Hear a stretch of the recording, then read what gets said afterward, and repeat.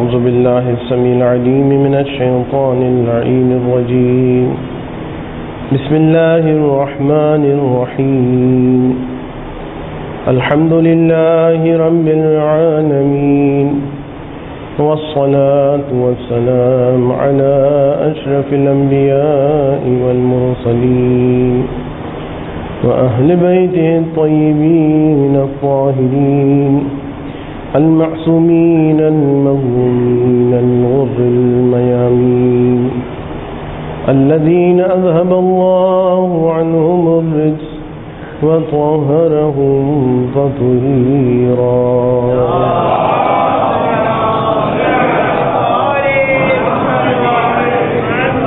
اللهم لعن العصابة التي جاهدت الحسين وشايعت وبايعت وتابعت على قتله.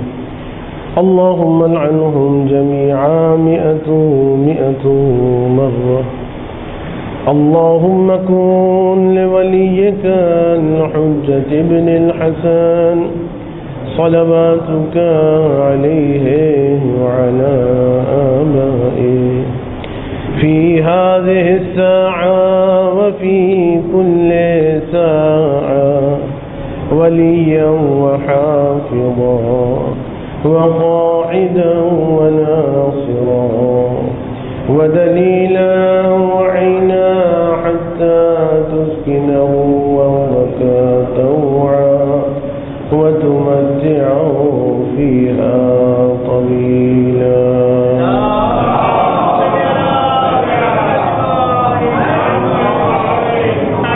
رب اشرح لي صدري ويسر لي أمري واحلل عقدة من لساني يفقهوا قولي.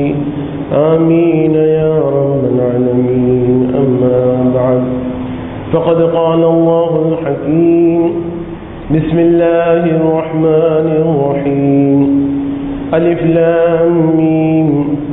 أحسب الناس أن يتركوا أن يقولوا آمنا وهم لا يفتنون ولقد فتنا الذين من قبلهم فليعلمن الله الذين صدقوا وليعلمن الكاذبين. صلوات.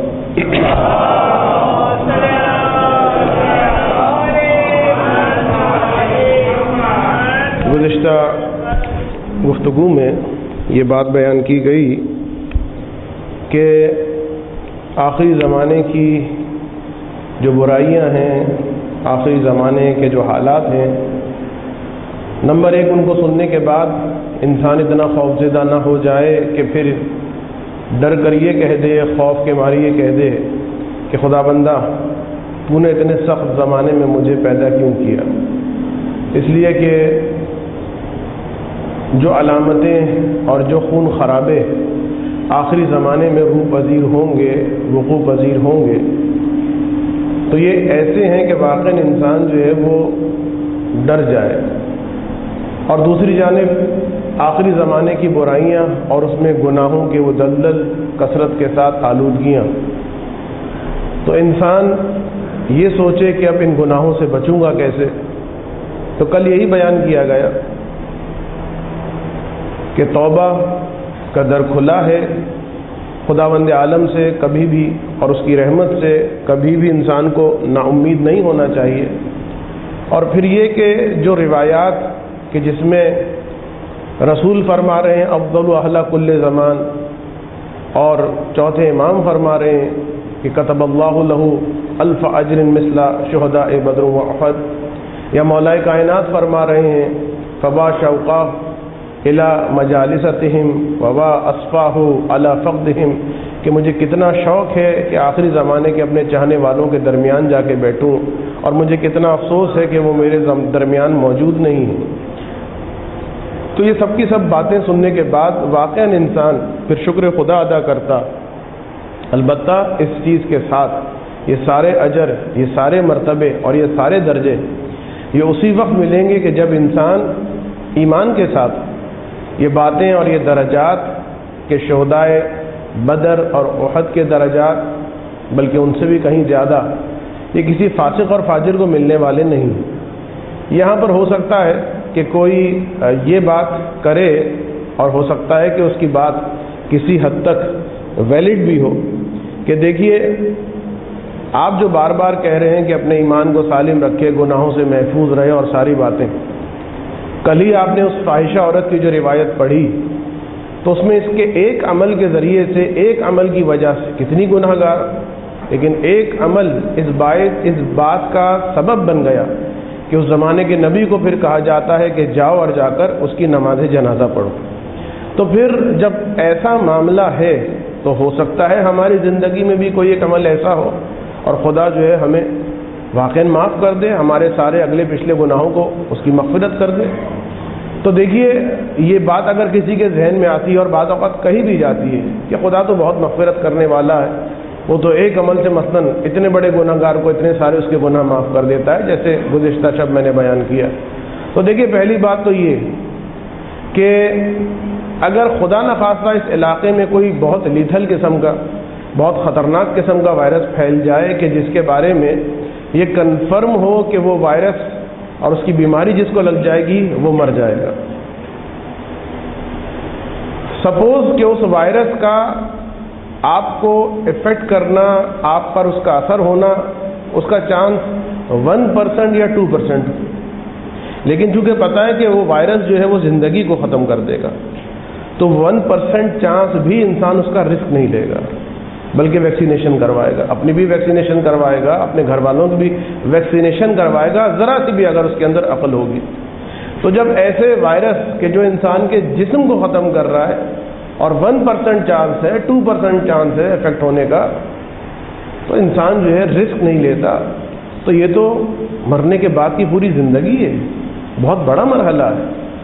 تو جب یہاں رسک نہیں لے سکتا تو وہاں کیسے ہو سکتا ہے کہ ایک ذرا سی عقل رکھنے والا انسان یہ رسک لے کے بیٹھ جائے اور اپنے آپ کو کھلا چھوڑ دے، ہر قسم کا کام کرے کہ بھائی شاید کوئی میرا ایک عمل ایسا ہو کہ جو خدا کو پسند آ جائے۔ تو پہلی بات تو یہ، اور دوسری بات یہ خود یہ کہنا، لاؤبالی پن سے زندگی گزارنا، بے احتیاطی سے زندگی گزارنا، خدا کے احکامات کی پرواہ نہ کرنا صرف اس بنیاد پر کہ خدا میرے گناہوں کو معاف کر دے گا، خدا تو بڑا غفور الرحیم ہے، خود یہ گناہان کبیرہ میں سے ایک کبیرہ گناہ، دو گناہ جو ہیں بالکل برابر کے ہیں۔ ایک ہے خدا کی رحمت سے مایوس ہو جانا۔ چوتھے امام نے دیکھا کہ ایک شخص جو ہے وہ پاگل ہو گیا، مولانا نے پوچھا کہ یہ اچھا بھلا تھا، یہ پاگل کیوں ہو گیا؟ لوگوں نے جواب دیا اس نے کسی بات میں طیش میں آ کے، غصے میں آ کے اپنے بیٹے کا اپنے ہاتھوں قتل کر دیا، اور قتل کرنے کے بعد یبنا رسول اللہ اس کو اتنا خوف طاری ہوا، اتنا ڈر گیا عذاب سے، سزا سے، خداوند عالم کے غضب سے، کہ ایک مرتبہ اسی افسوس میں اس کے دماغ پر اثر ہوا اور یہ پاگل ہو گیا۔ امام نے فرمایا البتہ اس کا دوسرا گناہ زیادہ بڑا ہے۔ کہا فرزند رسول اس نے تو دوسرا گناہ کون سا؟ یہ تو پاگل ہو گیا، قتل کی اور قتل کی۔ آپ فرما رہے ہیں دوسرا گناہ؟ فرمایا کہ ہاں ٹھیک ہے، قتل کرنا بڑا گناہ تھا اور بہت بڑا گناہ ہے، لیکن خدا کی رحمت سے مایوس ہو جانا، تو ایک گناہ خود یہ ہے کہ انسان خدا کی رحمت سے مایوس ہو جائے، اور بالکل اس کے ساتھ جڑا ہوا جب بھی آپ فہرست میں اٹھا کے دیکھیں، علماء جو کتابیں ترتیب دی ہیں، مثلا شہید دست غیب علیہ الرحمہ کی کتاب گناہان کبیرہ، اور دوسری کتابوں میں جہاں گناہوں کی فہرست ہے، دو گناہ بالکل جڑے ہوئے ہیں۔ خدا کی رحمت سے مایوس ہو جانا گناہ کبیرہ، اور اسی طریقے سے خدا کی رحمت پر بھروسہ کرتے ہوئے گناہ کرنا، یہ بھی گناہ کبیرہ ہے کہ کوئی بات نہیں خدا تو معاف کرنے والا ہے، یا مثلا جو ایک لفظ ہم کہتے ہیں چلے گا، یہ تھوڑا بہت کھا لیں چلے گا، تھوڑا بہت یہ کر لیں چلے گا، اس کا مطلب کیا ہے؟ یہ چلے گا کا مطلب کیا ہے؟ جب خدا کے احکامات کی خلاف ورزی تو نہیں چلے گا، کسی صورت میں بھی نہیں چلے گا۔ تو ایک بات تو یہ جو مجھے کلیئر کرنا ضروری تھی، ورنہ بعض اوقات اس قسم کے واقعات سے لوگ غلط قسم کے جو ہیں وہ مفاہیم لے لیتے ہیں۔ تو آج کی حد تک جو بات مجھے بیان کرنی، من ثبت علی ولایتنا فی غیبت قائمنا، ہماری ولایت پر جو قائم رہے، اور رسول خدا کی وہ بات فآمنوا بالسواد علی البیاض، وہ لوگ کہ جو سفید پر لکھے ہوئے پر ایمان لے کر آتے ہیں. تو ہر جگہ ایمان ایمان ایمان. تو اب مرحلہ یہ ہے کہ ایمان کے جس کے بارے میں امام ششم کی وہ روایت کہ امام ششم آخری زمانے کے مومنین کے بارے میں پریشان ہے کہ اس زمانے میں ایمان جو ہے وہ کثرت سے سلب ہوگا. تو یہ ساری باتیں جب اس بات کی جانب متوجہ کروا رہی ہیں کہ ایمان کو دیکھنا ہے، ایمان کو دیکھنا ہے، اور تاریخ بھری پڑی ہے ایسے واقعات سے کہ اگر میں اس کو پڑھنا شروع کر دوں تو واقعاً وقت ہی نکل جائے کہ کتنے لوگ چاہنے والے تھے، محبت کا دم بھرنے والے تھے، اور آگے چل کے انہوں نے ہی پشت پہ خنجر مارا ہے، آگے چل کر انہوں نے ہی دھوکہ دیا. تو ایمان ہے کیا؟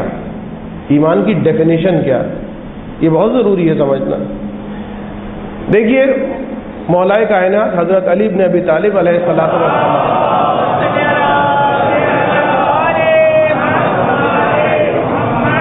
نہج البلاغہ میں آپ کلمات قصار کو اگر آپ دیکھیں تو 227 نمبر کا وہ جو کلمہ قصار ہے اس کو نکالیں گے تو یہ روایت آپ کو مل جائے گی. سئل عن علی، مولا کائنات سے سوال کیا گیا. سئل علی عن الایمان، مولا کائنات سے ایمان کے بارے میں سوال کیا گیا. تو مولا نے کیا جواب دیا؟ مولا نے فرمایا الایمان معرفۃ بالقلب و اقرار باللسان و عمل بالارکان. یہ ڈیفینیشن ہے پوری مکمل مولا کائنات کی نگاہوں میں ایمان. ایمان کسی ایک چیز کا نام نہیں بیان کیا. ہم کہتے ہیں عقیدہ، عقیدے کو صرف ایمان نہیں کہا گیا. بعض لوگ کہتے ہیں کہ جب تک عمل نہیں کرے گا، نیک اعمال نہیں کرے گا، صرف نیک اعمال کو ایمان نہیں کہا گیا. ایمان بنا ہے 3 چیزوں سے مل کر یا 2 چیزوں سے، اس لیے کہ 2 چیزیں شروع کی آپس میں تقریباً ملتی ہی ہوئی. الایمان معرفۃ بالقلب، ایمان یعنی قلب کے ساتھ علم اور معرفت رکھنا. قلب کے ساتھ، جسے کہتے ہیں نا قلبی معرفت، قلبی علم. و اقرار باللسان، وہ جو آپ شہادتین پڑھتے ہیں کہ زبان سے اقرار کرنا جس چیز پر ایمان، مثلا اشہد ان لا الہ الا اللہ وحدہ لا شریک لہ واشہد ان محمدا عبدہ ورسولہ واشہد ان علی ولی اللہ، یہ اس کو جاری کرنا زبان پر. اور پھر یہاں پر رکا نہیں ہے معاملہ، فرمایا وعمل بالارکان، اور ارکان سے مراد یعنی اعضاء و جوارح جو انسان کے جسم کے پارٹس ہیں. وعمل بالارکان، اس کے ساتھ عمل کرنا. تو اب دیکھیے یہاں پر جو بات سامنے آ رہی ہے وہ یہ آ رہی ہے، تھوڑی سی بات میں کہوں کہ خشک ہوگی ابتدا میں، کیونکہ یہ چیزیں جو ہیں اب ہر چیز میں نقطے اور ہر چیز میں واقعات تو نہیں لایا جا سکتا، تو یہ چیزیں بات خشک آ جاتی ہیں، ان کو غور سے سنیں. کہ پہلی چیز تو یہ ہو گئی کہ اگر صرف معرفت بالقلب ہے وہ ایمان نہیں. کیوں؟ اس لیے کہ معرفت بالقلب یجتمع مع الکفر، اس لیے کہ قلب سے کنفرم پتہ ہو، یقین ہو. معرفت کا مطلب علم ہو، دل سے علم ہے. یجتمع مع الکفر، پاسبل ہے کہ دل میں یقین بھی ہو، معرفت بھی ہو، لیکن کافر بھی ہو. اور اس کی مثال رسول خدا کے زمانے کے عیسائی، کہ قرآن کہتا ہے کہ یہ اپنی اولادوں سے زیادہ، اپنے بیٹوں سے زیادہ رسول کو جانتے تھے، علم رکھتے تھے کہ یہ سچا نبی ہے، لیکن یہ معرفت بالقلب ان کو مومن نہیں بنا سکی. تو صرف معرفت بالقلب کافی نہیں ہے. کیوں؟ لأنها يجتمع مع الكفر، ہو سکتا ہے کہ انسان کافر بھی ہو اور یہ معرفت بھی ہو. وعمل بالارکان، اور صرف عمل کرنا یعنی کیا کہ معرفت نہیں ہے، وہ قلب میں عقیدہ نہیں ہے. وعمل بالارکان، یہ بھی ایمان نہیں بنے گا. کیوں؟ لأنه يجتمع مع النفاق، اس لیے کہ عمل کرنا ارکان سے یہ نفاق کے ساتھ جمع ہو سکتا ہے. یعنی پاسبل ہے کہ ایک آدمی بہت باعمل ہو، در عین حال منافق ہو. منافق زیادہ عمل کرتا ہی اس لیے تاکہ مسلمانوں کو دھوکہ دے، ان کی صفوں میں داخل ہونے کا موقع ملے، اسلام کا لبادہ اڑ کے. تو یہ دونوں چیزیں اگر آپ نے الگ الگ کر لی تو ایمان نہیں بنے گا۔ اگر صرف معرفتم بالقلب ہے، اگر صرف علم ہے تو بھی کافر ہو سکتا ہے، اور اگر صرف عمل ہے تو منافق ہو سکتا ہے۔ لیکن اگر یہ دونوں چیزیں ہو جائیں گی کہ معرفتم بالقلب بھی ہو اور عملم بالارکان بھی ہو، تو اب جب یہ دونوں چیزیں مل جائیں گی اسے کہا جائے گا کہ وہ ہے مومن۔ ایک درود پڑھ دیجئے محمد والے محمد پر۔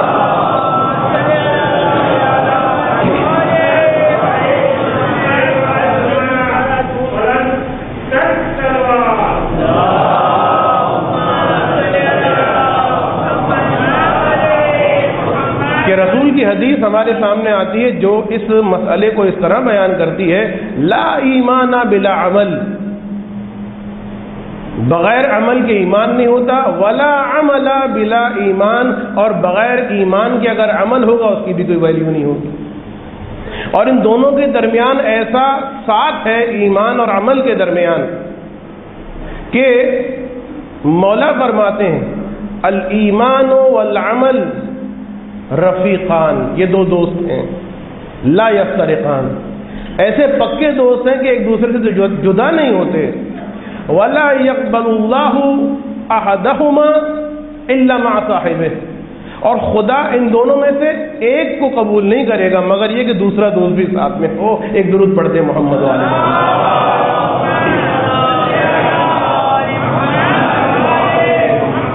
آج موقع نہیں ہے، والا کل انشاءاللہ مجھے موقع ملے گا تو میں مزید تفصیل بیان کروں گا۔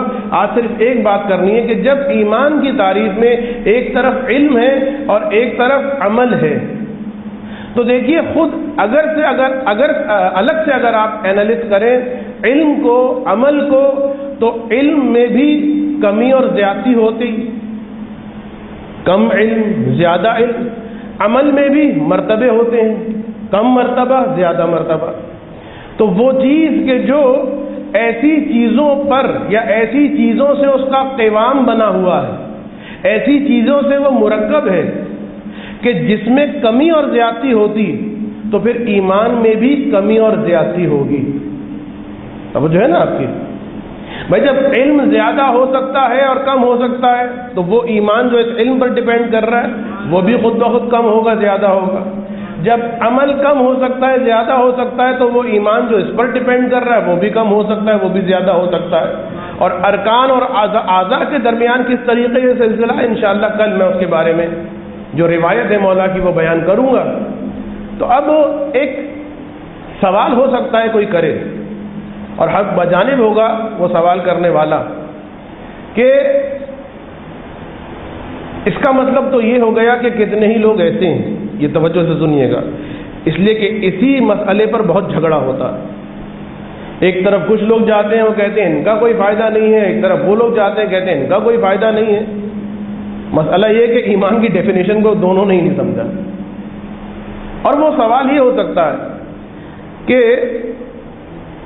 آپ نے بتایا کہ ایمان میں عمل چاہیے، کتنے ہی مومن ایسے ہیں کہ جو صاحب ایمان ہیں بظاہر لیکن کوئی عمل نہیں ہے۔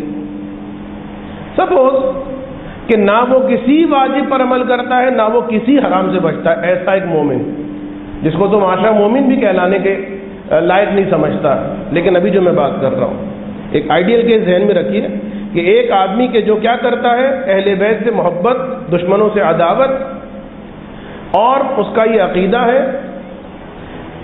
اب وہ شخص نہ واجبات پر عمل کر رہا ہے نہ حرام سے بچ رہا ہے، تو ایمان کی تعریف میں کیا تھا؟ عمل۔ تو عمل نہیں ہے، اس کا مطلب ہے کہ یہ با ایمان نہیں ہے۔ یہیں پر ہم لوگ مسٹیک کرتے ہیں، اس لیے کہ عمل کا مطلب ضرور اچھے اعمال ہے، ضرور واجبات پر عمل کرنا ہے، ضرور محرمات سے اپنے آپ کو بچانا ہے، بٹ یہ آدمی بھی باعمل ہے۔ سنیے گا میری بات، جو دیندار مومن ہے نا ذرا اپنے کلیجے کو تھام کے سنیے گا، اس لیے کہ ان کو بہت غصہ آ رہا ہوگا کہ ہم جو اتنا کچھ کہتے پھرتے ہیں، آج مولانا صاحب نے وہ ساری چیزیں اس پر پانی بہا دیا۔ وہ آدمی کے جو اہل بیت سے محبت کرنے والا ہے، وہ آدمی کے جو دشمنان ہیں اہل بیت سے، جنہوں نے ظلم کی اہل بیت پر ان سے بغض رکھنے والا ہے، ان سے نفرت رکھنے والا ہے، اور کوئی عمل نہیں کر رہا. بقول آج کے مثلا داڑھی مونڈ رہا ہے، نماز نہیں پڑھ رہا اور سارے اعمال خوب سے کچھ نہیں کر رہا. ہم کیا کہتے ہیں؟ بے عمل مومن. اب اس تعریف کا مسئلہ آ گیا تو اسے ایمان سے نکالنا ہوگا. اور دیکھیے یہ ہمارے مذہب شیعہ کا ایک بڑا امتیاز ہے. سارے جتنے اسلامی فرقے ایک دوسرے کو کافر، اس کو کافر، اس کو کافر، اس کو کافر. شیعہ مذہب وہ ہے کہ جو کسی کو کافر کہے گا تو 10 مرتبہ تحقیق کرے گا. کسی کے بارے میں بھی آپ کو نہیں ملے گا کہ شیعوں نے ہاں جن کے بارے میں واضح ہے، اوضح من الواضحات ہے، سارے مسلمان کہہ رہے ہیں، وہاں شیعہ بھی کہتے ہیں کہ وہ شخص کافر ہے مثلا. لیکن آئے دن فتوے دے دینا یہ شیعوں کی ریت نہیں ہے، طریقہ نہیں ہے. اس لیے کہ شیعہ منطق کے ساتھ چلتے ہیں، اس لیے کہ شیعہ کسی کی گائیڈنس میں چل رہے ہیں. تو اب یہ جو آدمی ہے اس کو ہم کیا کہیں گے؟ اس کو ہم کہیں گے بھائی یہ بے عمل مومن ہے زیادہ سے زیادہ. لیکن میں یہ کہنا چاہتا ہوں کہ یہ بے عمل نہیں ہے، یہ بھی با عمل ہے. اور اسی لیے یہ ایمان کی تعریف میں ہے، لہذا یہ مومن ہے. کیا مطلب اس کا؟ اس کا مطلب یہ کہ اس کی غیبت کرنا حرام، اس کا مطلب یہ کہ اس کی توہین کرنا حرام، اس کا مطلب یہ کہ اس کے مال کو چھین لینا حرام، اس لیے کہ یہ مومن ہے. اچھا مال کو چھین لینا میں نے غلط مثال دے دی، وہ تو ہر ایک کے ہر وہ شخص کے جو مسلمان ہے جائز نہیں.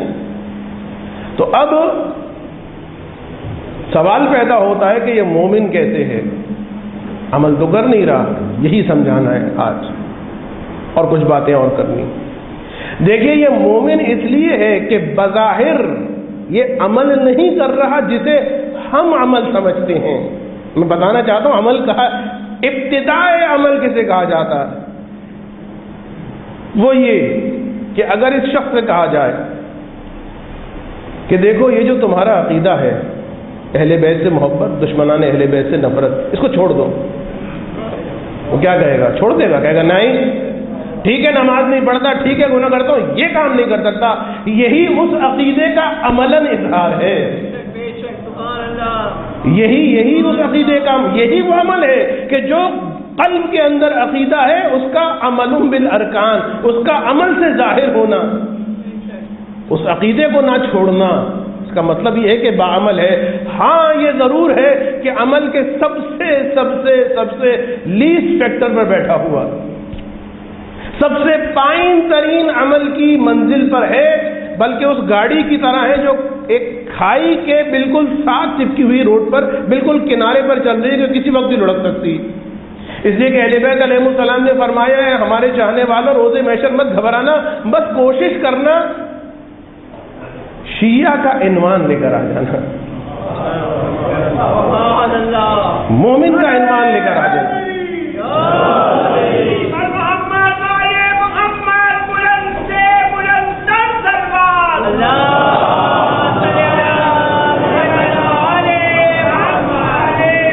ایک اعلان ہے، اس کو سماعت فرما لیجیے گا جملہ معترضہ کے طور پر. AWF یہ رانگ پارکنگ میں گاڑی کھڑی ہے، AWF 662 AWF 662 یہ رانگ پارکنگ میں موجود ہے گاڑی. اس کو جن صاحب کی بھی ہے وہ اسے درست کر لیں اور صحیح جگہ پارک کر لیں. اور الحمدللہ رانگ پارکنگ کا یہ اعلان مجھے فائدہ دے گیا. منتظمین سے گزارش ہے کہ اگر کہیں آس پاس پنکھا ہے تو اسے بھی آن کر دیجیے. ایک درود پڑھ دیں محمد و آل محمد کا.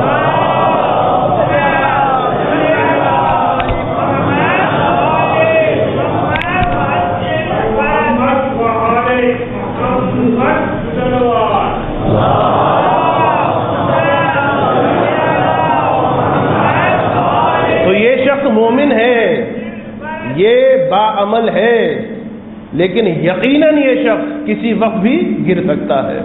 یقیناً یہ شخص جو گناہ کر رہا ہے مرنے کے بعد، اگر مرنے سے پہلے توبہ نہیں کی، اگر خمیازہ ادا نہیں کیا، اگر کفارہ ادا نہیں کیا، تو پھر مرنے کے بعد بڑی سخت منزلوں سے گزرنا پڑے گا. پھر پٹائی بہت خطرناک لگنے والی.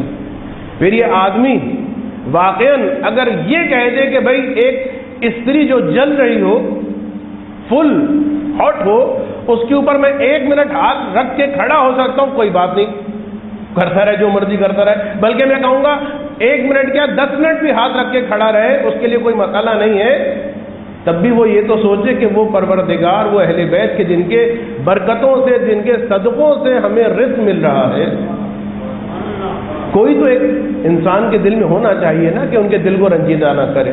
تو ایک بات یہ ابتدا میں کہ پھر ایسا آدمی مومن ہے لیکن سب سے لاس والا مومن، اور پھر دوسری بات اسی بات کو آگے بڑھاتے ہوئے کہ اب بات آ جاتی ہے مومن کی اور شیعہ کی، ایمان کے اعتبار سے مومن کی اور شیعہ کی۔ مومن عموماً سبھی ہوتے ہیں، حتیٰ یہ شخص بھی میں نے کہا مومن، شیعہ ہونا بہت مشکل، شیعہ ہونا اتنا مشکل کہ ایک مرتبہ ایک شخص نے اپنی زوجہ کو، آپ نے کئی دفعہ یہ روایت غالباً سنی ہوگی، حضرت شہزادی کونین فاطمہ زہرا سلام اللہ علیہا کی خدمت میں ہوتے کہ ذرا پوچھ کے آؤ کہ اے شہزادی کونین، میرے شوہر کا یہ سوال ہے کہ کیا میں آپ کے شیعوں میں سے ہوں یا نہیں؟ جزئی سوال تھا، شخصی سوال تھا، شہزادی شخصی جواب دے دیتی، یا ہاں کر دیتی یا نہ کر دیتی، لیکن دیکھیے یہی اہل بیت کا کمال ہوتا ہے کہ جزئیات کو کلیات میں بدل دیں، جزئیات کے ذریعے سے رہتی دنیا تک کے لیے قوانین عطا کر دیتے ہیں۔ شہزادی نے جواب دیا، اپنے شوہر کو جا کے کہہ دو ان کنت تعمل بما امرناک فانت من شیعتنا، ان کنت تعمل بما امرناک وتنہى عما زجرناک فانت من شیعتنا، اگر تم جس چیز سے ہم نے روکا ہے اس پر رک جاتے ہو، جس چیز کا ہم نے حکم دیا ہے اس پر آگے بڑھتے ہو، اس کی اطاعت کرتے ہو، فَأَنْتَ مِنْ شِيَعَتِنَا، تو ہمارے شیعہ ہو، وَإِلَّا، اور اگر ایسا نہیں ہے، اہل بیت کی مرضی کہیں اور ہے، دل کچھ اور کہہ رہا ہے، اہل بیت کہہ رہے ہیں کہ رک جاؤ، قدم آگے بڑھ رہے ہیں، اہل بیت کہہ رہے ہیں یہ منظر نہیں دیکھ رہا، آنکھیں جو ہے پرواہ نہیں کر رہی، فرماتی ہیں وَإِلَّا فَلَا، پھر تم ہمارے شیعہ نہیں ہو۔ میسج پہنچا، وہ مومن گھبرا گیا اور دوبارہ پیغام پہنچایا کہ اے بی بی، اس کا مطلب تو یہ ہے کہ پھر صرف سلمان ہو، ابو ذر ہو، عمار و یاسر ہو، یہی شیعہ ہیں؟ اس لیے کہ وہ کہ جو مکمل آپ کی اطاعت کریں، مکمل آپ کے نواہی سے، حرام سے دور ہوں، تو وہ لوگ ہیں۔ ہم تو بی بی گناہ بھی کرتے ہیں، اطاعت بھی کرتے ہیں۔ تو اس موقع پر جناب شہزادی کونین نے فرمایا کہ اگر تم ہمارے شیعہ ہو، اور جو ہمارے شیعہ ہیں تو جس طرح وہ دنیا میں ہمارے ساتھ ہیں، قیامت میں بھی ہمارے ساتھ ہوں گے۔ جو دنیا میں ہمارے ساتھ رہا وہ قیامت میں بھی ہمارے ساتھ ہوگا۔ لیکن جو ہم سے، اب یہ بہت اہم جملہ ہے، لیکن جو ہم سے محبت کا اظہار کرتا ہے، ہمارے دشمنوں سے نفرت و عداوت رکھتا ہے، لیکن زندگی میں گناہ کرتا، جیسے کہ ہم لوگ گناہ بھی ہو جاتے ہیں، اطاعت بھی ہو جاتی ہے، نیکیاں بھی ہو جاتی ہیں، حرام بھی ہو جاتا ہے، تو پھر فرمایا شہزادی کونین نے کہ وہ ہمارا شیعہ نہیں، وہ ہمارا محب ہے۔ اور محب کے ساتھ ہوتا یہ کہ اگر، اب یہاں پر چوتھے امام کی ایک منقول روایت ضمیمہ کرتا ہوں تاکہ اس روایت کو اور زیادہ آسانی سے آپ سمجھ لیں کہ جب چوتھے امام سے ایک آدمی نے پوچھا مولا یہ بتائیے مومن کی روح جب نکلتی ہے تو کیا ہوتا ہے، اور منافق اور آپ کے دشمن کی روح نکلتی ہے تو کیا ہوتا ہے؟ امام نے فرمایا اکثر جب مومن کی روح نکلتی ہے، اکثر فرمایا تو اس کو انتہائی تکلیف ہوتی ہے، اور اکثر جب منافق اور ہمارے دشمن کی روح نکلتی ہے، اکثر کو ذہن میں رکھیے گا، تو اس کو بہت آسانی ہوتی ہے۔ جس طرح آپ پریشان ہو گئے وہ بھی پریشان ہو گیا، مردان کے رسول ہم تو کچھ اور سوچتے تھے۔ فرمایا ہاں، اس لیے کہ خدا کی یہ مرضی ہے کہ جب میرا مومن بندہ روز محشر آئے تو اس طرح آئے کہ اس کے نامہ اعمال میں کوئی گناہ نہ ہو۔ تو اگر زندگی میں اس نے کوئی گناہ کیا اور توبہ نہیں کی، توبہ کتنا ہے، اگر توبہ نہیں کی، اس گناہ کا کفارہ نہیں دیا، تو خدا کی رحمت ہوتی ہے اس کو پریشانیوں میں گھیر دیتا۔ خدا کبھی مال کے نقصان کے ذریعے سے، کبھی اولاد کے نقصان کے ذریعے سے اس کے گناہوں کو کم کرتا ہے۔ پھر بھی اگر گناہ بہت زیادہ ہوں تو جس وقت اس کی روح قبض ہوتی تو اس کے گناہوں کا کفارہ ہوتا ہے، اس سے زیادہ گناہ ہوں تو پھر جس وقت قبر کا مرحلہ آتا ہے تو خدا اس کو عذاب دیتا ہے۔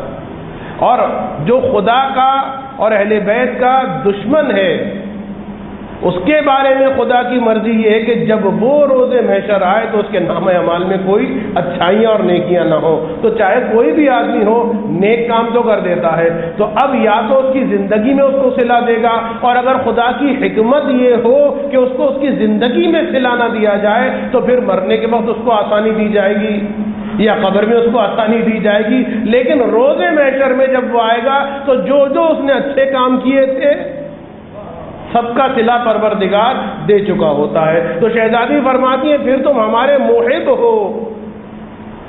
اور اس موقع پر شہزادی کا یہ جملہ اور دوسری جانب ایک درود پڑھتے ہیں آپ محمد والے محمد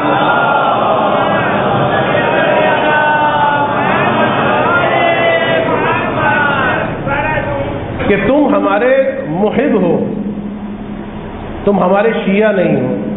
یہ ایک روایت جو آپ نے سنی ہوگی اکثر، لیکن ایک روایت جو سخت روایت ہے، اس کو میں اس لیے بعد میں سنانا چاہتا تھا۔ حضرت امام رضا علیہ الصلوۃ والسلام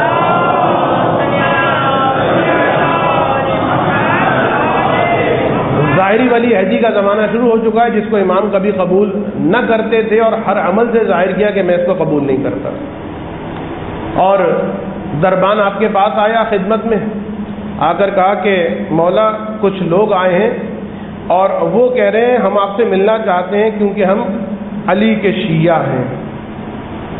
امام نے غلام کی طرف دیکھا، دربان کی طرف دیکھا اور فرمایا کہ ان سے جا کے کہہ دو فی الحال میرے پاس فرصت نہیں ہے، جاؤ دوبارہ آنا۔ وہ لوگ چلے گئے، پھر آئے، پھر امام نے فرمایا کیا کہہ رہے ہیں؟ وہ کہتے ہیں کہ ہم علی کے شیعہ ہیں، علی کے شیعہ ہیں، ہم آپ سے ملنا چاہتے ہیں۔ امام نے فرمایا کہو کہ چلے جائیں۔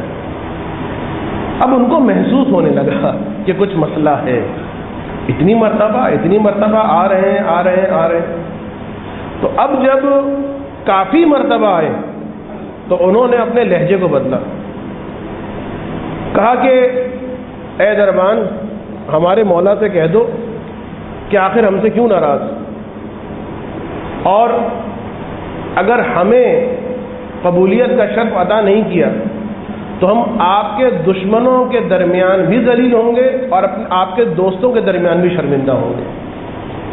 بس ایک مرتبہ امام نے ان کو داخل ہونے کی اجازت دی، امام تشریف فرما ہے، وہ آ کے کھڑے ہوئے اور امام نے ان کو بیٹھنے کی اجازت نہیں، کھڑے رکھا، کہا کھڑے رہو۔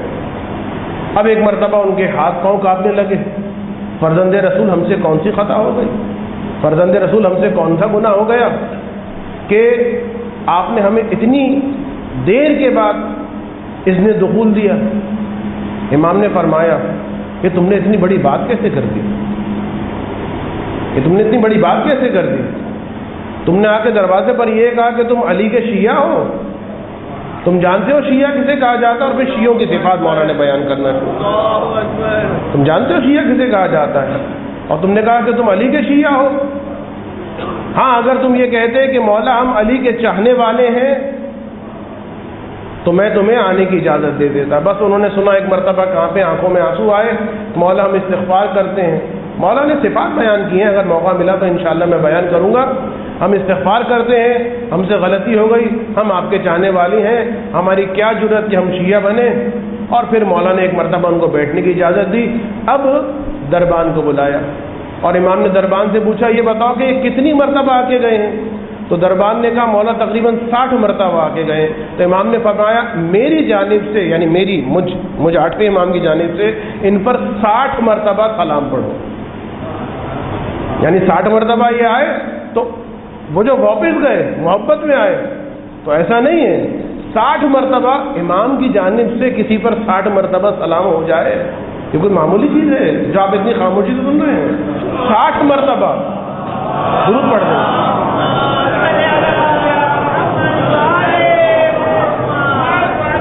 تو ایک ہے مومن کہ جو ایمان کے اس پیرائے پر پورا اترتا ہے، لیکن لاسٹ ڈگری میں ہوگا، لہذا مومن ہے۔ شیعہ کب بنے گا کہ اس کی کیٹیگری اس مقام پر پہنچ جائے کہ ناممکن تو نہیں ہے، ایسا تو نہیں ہے کہ ناممکن ہے، اس لیے کہ ابو ذر و سلمان و مقداد و عمار یہ کوئی معصوم تو نہیں تھے، غیر معصوم تھے۔ اور بہرحال کوشش ہر انسان کرے، کوشش کرنے میں کوئی نقصان نہیں ہے۔ اور وہی بات جو ہم بچوں کو بتاتے ہیں، بیٹا تم جب 100 مارکس کی تیاری کرو گے تو تمہیں 70 مارکس ملیں گے، تو یہ کیوں اپنے اوپر ہم لاگو نہیں کرتے ہیں کہ جب ہم سلمان جیسا بننے کی کوشش کریں گے تو بہرحال کچھ تھوڑا بہت بن جائیں گے۔ ایک درود پڑھتے محمد و آل محمد۔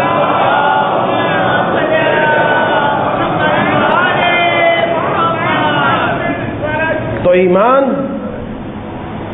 یقین بھی ہے، اور ایمان اور یقین دونوں تقریباً ایک چیزیں ہیں، لیکن بہرحال وقت میرے پاس کم ہے۔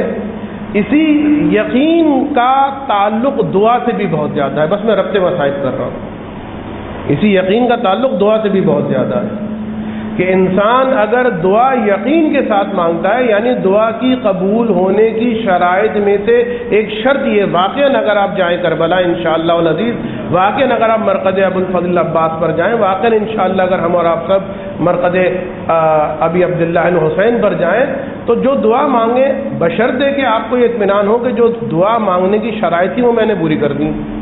جو شرائط ہیں وہ ایک الگ ٹاپک ہے پورا، تو جب وہ شرائط آپ نے پوری کر دی ہیں تو اب جب دعا مانگیں تو یقین سے مانگیں، شک کی حالت میں دعا نہ مانگیں، یقین کے ساتھ دعا مانگنی چاہیے۔ اور دوسری بات جو میں ہمیشہ کہتا ہوں، دعا مانگنے کے بعد ایک اور چیز کی ضرورت ہوتی ہے، وہ ہے صبر۔ خلق الانسان عجولا، انسان جلد باز ہے بہت، بس ادھر دعا مانگی ہفتے بھر میں رزلٹ آ جانا چاہیے، ہو سکتا ہے معجزہ ہو، کبھی جلدی رزلٹ آ جائے، لیکن انسان دعا مانگنے کے بعد، یعنی ایک آداب دعا میں سے ہیں، یہ وہ ادب ہے جو دعا مانگنے کے بعد ہے۔ آداب دعا میں سے کہ انسان کیا کرے، دعا مانگنے کے بعد صبر بھی کرے، حوصلہ رکھے۔ شیخ عبد الرحیم ششتری نجف کے رہنے والے طالب علم، اور ایک مرتبہ یہ گئے، بہت غریب، بہت زیادہ مفلس، بہت زیادہ غریب۔ ان کی 3 حاجتیں تھیں۔ ایک حاجت یہ تھی کہ ان کی شادی ہو جائے، دوسری حاجت یہ تھی کہ بہرحال ایک چھوٹا موٹا گھر ہو، اور تیسری حاجت یہ تھی کہ ان کو حج عطا ہو جائے۔ اور یہ تینوں حاجتیں ایسی ہیں کہ جو بغیر پیسے کے نہیں ہو سکتی، نہ شادی پیسے کے ساتھ بغیر پیسے کے ہو سکتی ہے، نہ گھر جو ہے بغیر پیسے کے لیا جا سکتا ہے، اور نہ حج بغیر پیسے کے کیا جا سکتا ہے۔ اور یہ انتہائی غریب، کریں تو کیا کریں۔ کسی نے ان سے کہا کہ بھائی ایک طریقہ یہ ہے کہ 40 شب گزارو، بیتوتہ کرو حضرت ابوالفضل کی بارگاہ میں، تو تمہاری دعا قبول ہوگی۔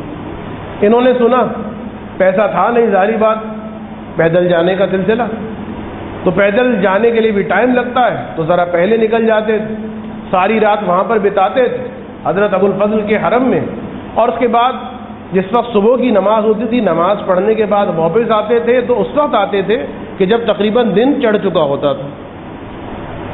تو اب یہ فرماتے ہیں کہ میں 35 شبیں ہو چکی تھیں، 35 راتیں مسلسل، نجف سے کربلا، نجف سے کربلا، کربلا سے نجف، روزانہ۔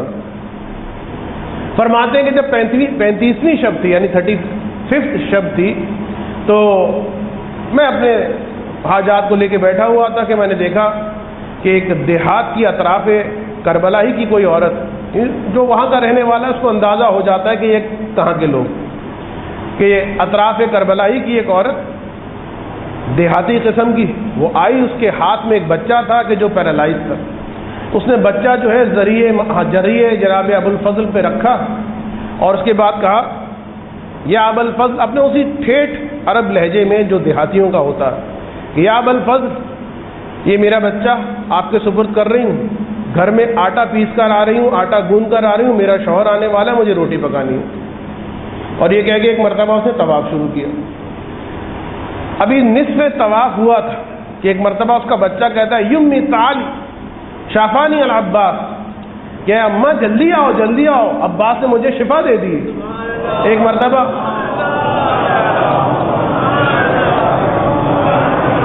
اس مومنہ نے اس بچے کو اٹھایا اور اٹھانے کے بعد زہی کو چوما اور کہا اے عباس آپ کا بہت بہت شکریہ، اور بچے کو لے کے چلے گئی۔ یہ منظر کون دیکھ رہا ہے؟ شیخ عبد الرحیم شوشتری جو کب سے آ رہے ہیں، 35 شبوں سے آ رہے ہیں، پوری رات جاگ رہے ہیں۔ یہ دیہاتن آئی ہے، آگے بچہ رکھا، ایک چکر بھی مکمل نہیں ہوا، شاپانی العباس۔ تو جیسے کہتے ہیں نا گھوسا لگنا سینے پر ایک گھوسا لگا۔ یہ بڑا مشکل مرحلہ ہوتا ہے کہ جب خدا نہ کردہ شیطان وسوسہ دل میں ڈالے کہ اہل بیت علیہم السلام ہماری سنتے ہی نہیں ہیں، یہ جملہ مت بولا کریں۔ وہ سنتے ہیں، ہمیں پہنچانا نہیں آتا ہے۔ وہ سنتے ہیں، ہم نے اپنی زبانوں پر اپنے گناہوں کی وجہ سے تالے لگا رکھے ہیں۔ تو ایک مرتبہ انہوں نے بڑے افسردہ لہجے میں کہا کہ مولا، اب میں اسی لہجے میں جو انہوں نے کہا، جو ان کا دل ٹوٹا ہوا تھا، 35 شبوں سے آ رہا تھا میں، اگر نہیں دینا تھا تو پہلے بول دیتے ہوتے، میں نہیں آتا۔ یہ 35 شبوں تک میں مسلسل آیا، اتنی زحمتوں کے ساتھ پوری رات گزاری، اور مانا لگتا ہے کہ چونکہ میں آپ کے علاقے کا نہیں ہوں، لیکن شیطان پھر کیا کیا لاتا ہے دل میں آپ کے علاقے کا نہیں ہوں، لہٰذا وہ آپ کے علاقے کی ہے تو اس کو مجھ پر پریفر کر دیا۔ اور پھر کہتے ہیں میرا دل اتنا ٹوٹ گیا کہ بڑی سرد مہری سے اب میں نے عبادت کی، رات بھر بھی پوری نہیں جاگی میں نے۔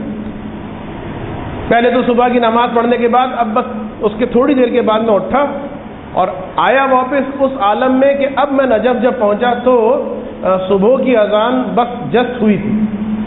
اور یہ کب آتے تھے؟ یہ آتے تھے اس وقت کہ جب دن میں نکل آ چکا ہوتا تھا اور جب زور وور ہو رہی ہوتی تھی۔ تو فرماتے ہیں کہ میں اب چونکہ حرم میں ان کا حجرہ تھا، وہ بھی ایک تفصیل ہے کہ مختلف حجرے حرم کے اندر شیخ بہائی نے جس انداز میں بنائے، تو فرماتے ہیں کہ میں اپنے حجرے میں جانا چاہتا تھا کہ کسی نے میرے کاندھے پہ ہاتھ رکھا، پلٹ کے دیکھا تو شیخ مرتضی انصاری علیہ الرحمہ کا غلام کھڑا ہوا تھا اور کہا کہ میرا استاد جو ہے وہ آپ کو بلا رہا ہے۔ دل میں سوچا کہ اس وقت، اور دوسری بات یہ کہ ان کو پتہ کیسے چلا کہ میں یہاں پر ہوں، اس لیے کہ میرے ہونے کا تو کوئی چانس ہی نہیں ہے 40 دن سے پہلے نجف میں اس ٹائم پر۔ دل میں خیال آیا کہ کیوں بلایا ہے؟ کہا مجھے تو میسج دیا ہے کہ تمہیں بلاؤں، اب میرا جو ہے وہ آقا جانے اور تم جانو، لے کر چلا۔ پہنچے حجرے میں، پہنچے، شاگرد تھے یہ خود شیخ عبد الرحیم شیخ مرتضی انصاری۔ دیکھا وہ خاص جو انداز ہوتا ہے علماء کا، مراجع کا، اپنی جو گدی ہوتی ہے اس پر بیٹھے ہوئے تھے، اور اس کے بعد اب یہ خاموش بیٹھے ہیں، وہ بھی خاموش۔ ایک جملہ کہا، اپنی گدی کے نیچے سے 2 تھیلیاں نکالی، کہا یہ تھیلی لو، یہ پہلی تھیلی، اس میں وہ اخراجات ہیں کہ جس کے ذریعے سے تم شادی کر سکتے ہو اور اپنا گھر بھی لے سکتے ہو۔ یہ دوسری تھیلی وہ ہے کہ جس کے ذریعے سے تم حج کر سکتے ہو۔ ایک مرتبہ یہ چیز ان کو پتہ کیسے چلی؟ میں یہاں آیا ہوں، ان کو پتہ کیسے چلا؟ اب یہ سوچ ہی رہے تھے کہ تیز نگاہ سے استاد یعنی شیخ مرتضی انصاری نے ان کو دیکھا اور کہا یاد رکھو ابو الفضل سے اس طرح باتیں نہیں کی جاتی، یہ انداز نہیں ہے، حد ادب رکھا کرو، ابو الفضل سے اس طرح بات نہیں کی جاتی۔ تو یہ ہے ابو الفضل العباس، حاجتوں کو پورا کرنے والا، باب الحوائج کے مقتل میں جملہ ملتا ہے جناب عباس کے بارے میں کہ والحرم مطمئنہ مہما تنظر الی اللواء، کہ بیویاں جو تھیں نا حرم میں، یعنی بیویاں جو تھیں نا خیموں میں مطمئن ہو جاتی تھیں جب کبھی بھی عباس کے علم کے پھریرے کو دیکھتی تھیں کہ ابھی بلند ہے۔ مہما تنظرنا الی اللواء، کہ جب بھی وہ پرچم عباس کو دیکھتی۔ سوچئے جب شام میں زینب گئی ہوگی تو عباس کی کتنی یاد آئی ہوگی۔ یہی وجہ ہے کہ ہم دیکھتے ہیں بازار شام ان اسیروں، ان غریبوں کو گزارا جا رہا ہے، اور ایک شخص ہے کہ جو حج کر کے شام کے علاقے سے گزر رہا تھا، سہل اس کا نام ہے، اور ایک مرتبہ وہ کہتا ہے میں نے دیکھا کہ شام کے اندر اس شہر میں خوشی کے شادیانے بجنا شروع ہو گئے، لوگ اچھے اور فاخرہ لباس پہننے لگے، خوشیاں منانے لگے، اور میں سوچ ہی رہا تھا کہ آخر یہ خوشی منانے کا سبب کیا ہے کہ ایک مرتبہ دیکھا کہ کچھ قیدی ہیں جن کو لایا گیا ہے۔ پہلے کچھ ناقے میرے سامنے آئے اور اس میں میں نے دیکھا 23-24 برس کا ایک نوجوان کہ جو جوانی میں بوڑھا ہو چکا تھا، اس کے دونوں پیروں کو اونٹ کے شکم سے باندھا ہوا تھا، سر جھکائے، پہلے اس کی سواری داخل ہوئی، پھر کچھ بیویوں کی سواری داخل ہوئی جن کے سر پر چادریں نہیں تھیں، کہ ایک مرتبہ میں گھبرا کے آگے گیا، اس لیے کہ ان سب کے چہرے مجرموں والے نہیں تھے، ان سب کے چہرے مجرموں والے نہیں تھے۔ بس ایک مرتبہ میں آگے گیا، ایک بیوی سے میں نے کہا کہ بی بی پہلے سلام کیا، میں نے پہلے سلام کیا، اور سلام کا جواب دینے کے بعد اس سے پہلے کہ میں پوچھتا کہ آپ کون ہیں، اس بی بی نے پوچھا تم کون ہو۔ میں نے کہا کہ آپ مجھ سے کیوں پوچھ رہی ہیں کہ میں کون ہوں؟ اس لیے کہ ابھی تک کسی نے ہمیں یہاں پر سلام کے لائق نہیں سمجھا، ابھی تک کسی نے ہمیں سلام کرنے کے لائق نہیں سمجھا۔ ارے تو پہلا آدمی ہے جو ہمیں سلام کر رہا ہے۔ میں اتنا سننا تھا، ایک مرتبہ سہل کہتا ہے کہ میرا نام سہل ہے، میں حج کر کے آ رہا تھا، یہاں سے میرا گزر تھا، اور میرا تعارف یہ ہے کہ میں رسول خدا کا صحابی رہ چکا ہوں۔ میں اتنا سننا تھا، جناب زینب فرماتی ہیں جس رسول کا تو کلمہ پڑھتا ہے نا، ہم اسی رسول کی اولاد ہے۔ میں اتنا سننا تھا، ایک مرتبہ سہل نے اپنے سر پہ ہاتھ مارے، ارے کیا اس دن کے لیے زندہ رہ گیا تھا، رسول زادیوں کو اس عالم میں دیکھوں۔ اب سہل کی نظریں نہیں اٹھ رہی ہیں۔ جناب زینب فرماتی ہیں اے سہل، اگر تجھے ہمارا اتنا خیال ہے تو دیکھ، ابھی کچھ دیر کے بعد ہمیں دربار میں لے جایا جائے گا، تیری رسول زادیاں دربار میں لے جائی جائیں گی، اور بتایا یہ گیا ہے کہ مختلف ملکوں کے سفیر اس دربار کے اندر موجود ہیں جو ہمارا تماشا دیکھیں گے۔ اے میرے رسول، میرے جد کے صحابی، کیا تو اس بات کو قبول کرے گا کہ تیری رسول کی بیٹیاں بے مقنا چادر دربار میں جائیں؟ اگر کر سکتا ہے تو اتنا کر دے، ارے کچھ چادریں ہمیں لا کر دے دے۔ سہل کہتا ہے اے بی بی، میرے پاس کچھ حرم کی چادریں ہیں، بس ایک مرتبہ ان چادروں کو چاک کر کے بیویوں کے درمیان تقسیم کرنا شروع کرتا ہے۔ چادر کا نام جو شمر کے کان میں پہنچا، ایک مرتبہ تازیانہ لے کر آیا اور زینب کو دیکھ کے کہا خبردار کوئی چادر نہ پہنے گا، ارے جس نے چادر پہنی نیزے کی ہنی سے چادر کو اتار دیں گے۔ زینب تمہیں اسی طرح دربار میں جانا ہوگا۔ ابھی تک زینب صبر کر رہی تھی، یہ جملہ جو شمر کا سنا، ایک مرتبہ زینب کو جلال آ گیا اور یہ جملہ کہا اے شمر، تو نے ہمیں بالکل بے بس و مجبور سمجھ لیا ہے، خدا کی قسم اگر ابھی بددعا کے لیے ہاتھ اٹھا دوں تو نہ یہ شام رہے گا نہ تیرے امیر کا تخت رہے گا۔ بس ادھر زینب بددعا کے لیے ہاتھ اٹھانا چاہتی ہے، نگاہ حسین کے کٹے ہوئے سر کی جانب رہی، حسین کے لب ہل رہے، اے زینب بددعا کے لیے ہاتھ نہ اٹھانا، اسی طرح بے مغنا چادر دربار میں چلی جاؤ، ایسا نہ ہو نانا کی محنت رائے گا۔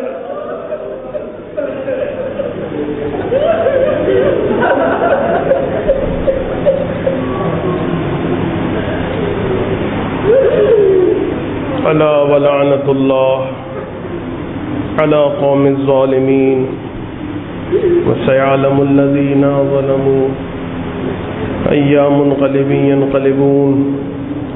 یا رب الحسین بحق الحسین ارزقنا معرفة الحسین وزیارة الحسین وشفاعة الحسین واشف صدر الحسین بظہور الحجة القائم علیہم السلام۔ الہی بحق زہرا وأبیها وبعلها وبنیها والسر المستودع فیها، پروردگارہ ہمارے اس توسل کو اپنی بارگاہ میں قبول فرما۔ خداوندہ جو مومن و مومنات یہاں پر موجود ہیں علی الخصوص، اور جو مومن و مومنات دنیا کے جس خطے میں جہاں جہاں موجود ہیں علی العموم، ان کے جان مال ناموس کی حفاظت فرما۔ خداوندہ پاکستان کی حفاظت فرما، پاکستان کے دشمنوں کو نابود فرما۔ خداوندہ عزاداروں عزاداریوں کی حفاظت فرما، عزاداروں عزاداریوں کے دشمنوں کو نابود فرما۔ خداوندہ خصوصاً 40 چہلم کے جلوس کو امن و آشتی کے ساتھ، حفظ و امان کے ساتھ اپنے مقام اصلی تک پہنچا دے۔ خداوندہ اس حقیر اور ناچیز کی لغزشوں سے درگزر فرما۔ خداوندہ ہمیں ایمان صالح پر باقی رکھ۔ خداوندہ امام زمانہ کے ظہور میں تعجیل فرما، قلب ناظرین امام زمانہ کو ہم سے راضی و خوشنود فرما۔ آپ مومنین سے گزارش ہے کہ ایک مرتبہ سورہ فاتحہ، 3 مرتبہ سورہ اخلاص، جملہ مومن و مومنات اپنے مرحومین کے لیے، میرے مرحومین خصوصاً میرے والد مرحوم، شہدائے ملت جعفریہ، علماء کرام، مراجع عظام، شہید جلبانی، شہید ناصر عباس اور جو اس ثانیہ اور حالیہ واقعات میں شہید ہوئے، خصوصاً بندہ خدا کے تمام مرحومین، مرحوم رمضان علی، ولی محمد، مرحوم رجب علی، حسن علی، مرحومہ زہرا بانو، ولی محمد، مرحوم ولی محمد رام جی، مرحوم محبوب علی، رجب علی، تلاج والا اور راجانی خاندان کے تمام مرحومین۔ بسم اللہ مالک یوم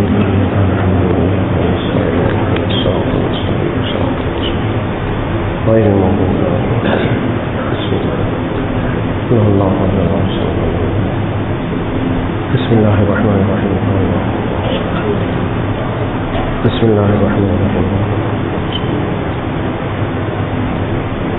ربنا لا تزغ قلوبنا بعد إذ هديتنا وهب لنا من لدنك رحمة إنك أنت الوهاب وصل اللهم على محمد وآله الأطهار ماتم حسین۔